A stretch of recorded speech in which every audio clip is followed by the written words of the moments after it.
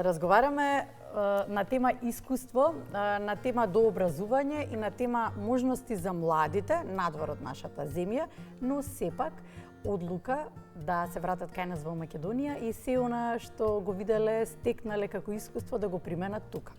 И особено ми е чест и задоволство што ќе разговараме со една таква докторка од нашата десна страна. Станува збор за специјалист офталмолог Кристина Шишарица. Добро утро. Добро утро и ви благодарам на поканата.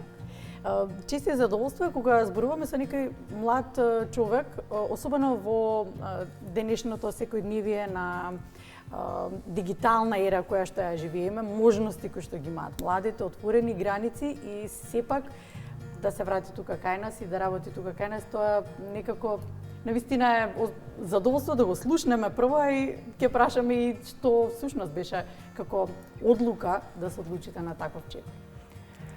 Па, после завршување на факултетот тука во Скопје, имав можност да отидам на специјализација во Хрватска.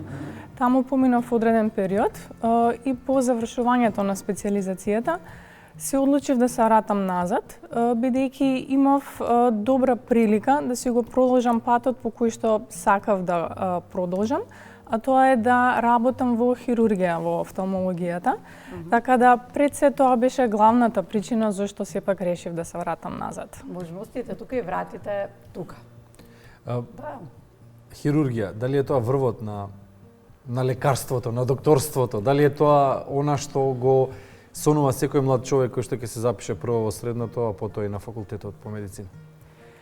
Па, веројатно повеќето, ама не можам да кажам дека е тоа за сите. Сепак, тоа е еден дел од медицината кој што бара многу голема жртва и посветеност, така да мислам дека и не секој е спремен да ја даде таа жртва. Така да, ќе кажам да, повеќето го сонува тоа, меѓутоа не сите. Велат дека докторите учат до крајот на својот живот. Точно е тоа. Да, и постојано и веројатно и го следите секој чекор како напредува медицината. Од моментот кога вие го завршивте вашето образование, отидовте во Загреб, па се вративте назад, почувствувавте дека отидовме ние малку напред во делот на офталмологијата? Па да, во секој случај да. Можам да кажам дека оние најчести интервенции кои што се потребни во офталмологијата, кај нас се прават на едно сосема високо ниво, со најдобрите стандарди, протоколи, апаратура имаме секако врвна. Така да, за тој најчест дел од патологијата сме на едно доста високо ниво. Какви сме во споредба со земите во кои што имаат нашите доктори искуство, еве конкретно вие, секаде каде што бевте, како котираме во споредба со тие земји, многу поголеми од нашата, многу, да речеме, во одредени сегменти многу поразвиени? Па исто можам да кажам за тие интервенции на катаракта, за витроретинална хирургија во офталмологијата, имаме доста висок стандард.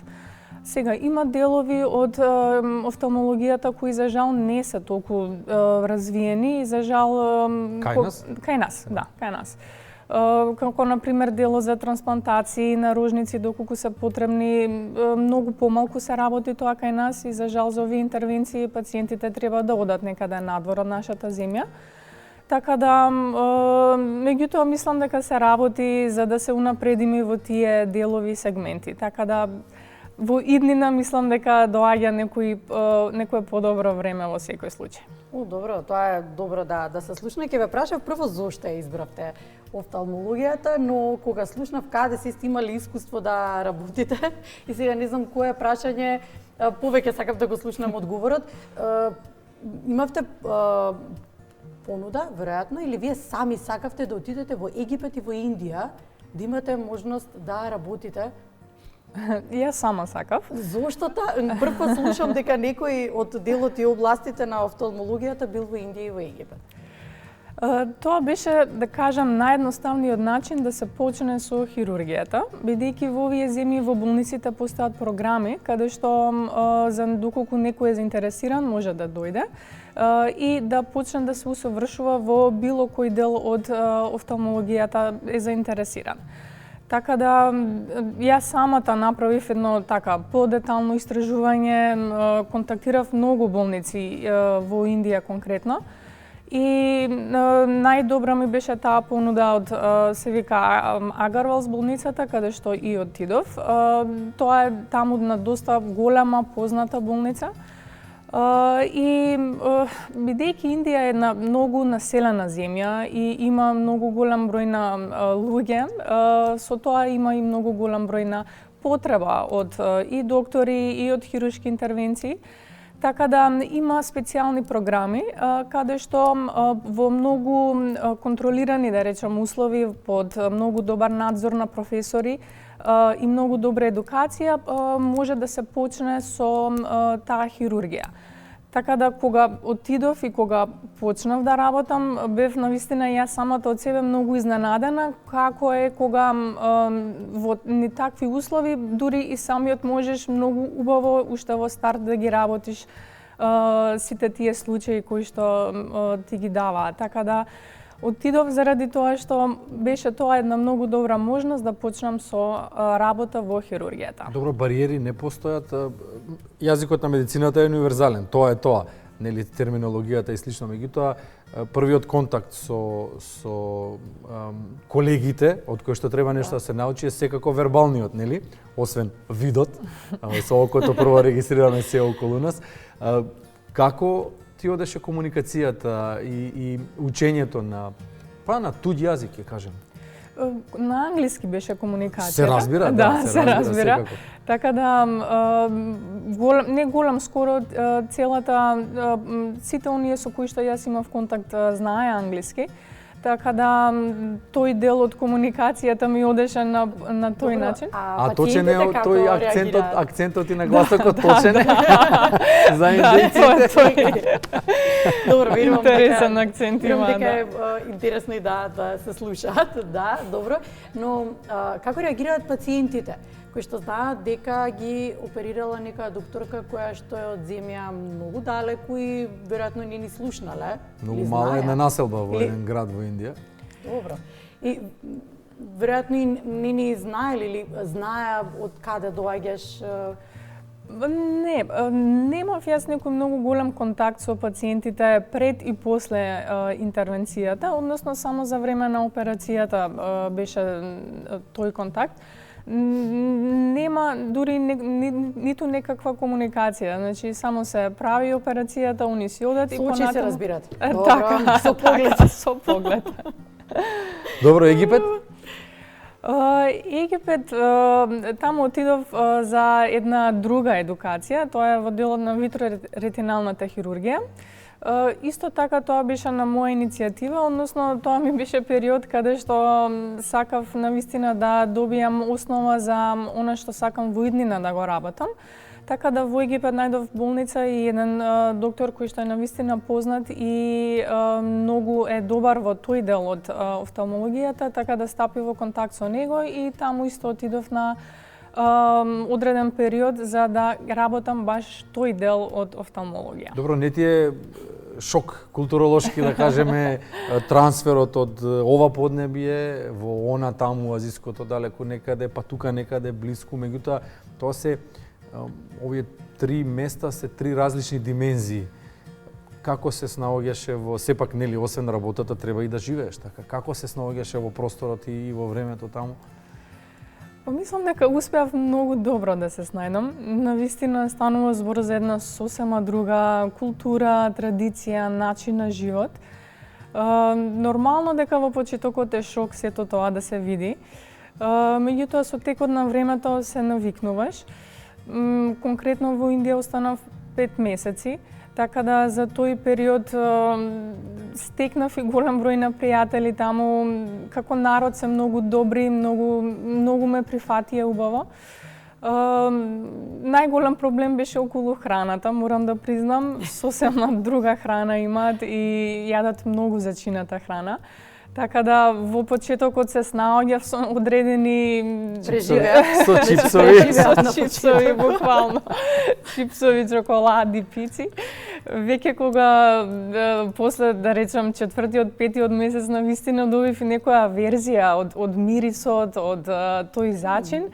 Така да многу намали со килажа, дома си е дома.